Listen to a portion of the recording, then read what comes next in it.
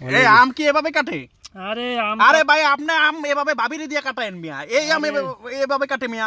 আপনি দেন ধরে কাট মুখ ধরমু, কাজ আছে না মিয়া? আজকে 150 কেজি আমের অর্ডার, এদিক দেন। দাঁড়ান কাস্টমারদের সামনে আম খায়া দেখাইতে হবে না, সিলে কাইতে। না না, এই যে আম ভাঙছি ঠিক আছে, কিন্তু এটা তো কাস্টমারটা বুঝুক যে আসলে আমটা কেমন হবে। হ্যাঁ না ঠিক আছে, আম আপনি এভাবে কাটার সময় আছে এখন।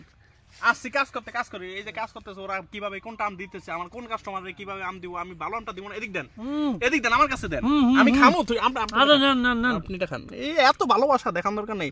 বলছি নৌকা আসার আগে আমরা রেখে দিন কিছু, আম রাখেন না, এখন আইসা খাইতেছে আমার। স্বাদ পাইছেন যখন আমের, শামিম সারা জীবনে এরকম স্বাদের আম খান নাই।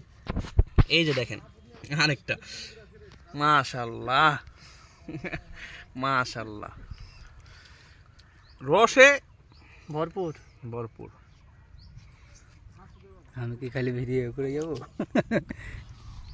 নাকি কিছু কপালে? ভাই আমার পাকা মানতেছেন? ওই ভাইও আমার জন্য পাকা আম নিয়ে আসছে, দেখছেন? বাড়ি ফোর পেকে গেছে আজকে, আরো কয়েকদিন এগুলো আম দাদা। হ্যাঁ, এটাই বেস্ট, এটাই দেন। আপনি ভালো চা দেন ভাই, আমার সব কাস্টমার আমি সব এবারে দাম দেবো, বুঝছো? নাও শামিম নাও। আরে ভিডিও রাখো, খেয়ে নাও। ভিডিও পরে করবা, খেয়ে নাও। ধরেন একজন মেসেজ করেছে যে আম শেষ হলে আমি কিছু নিব। মামা আম কিছু আছে, শেষ হলে নিব। শেষ হলে নিব মানে আম কিছু আসে, শেষ হলে নিব।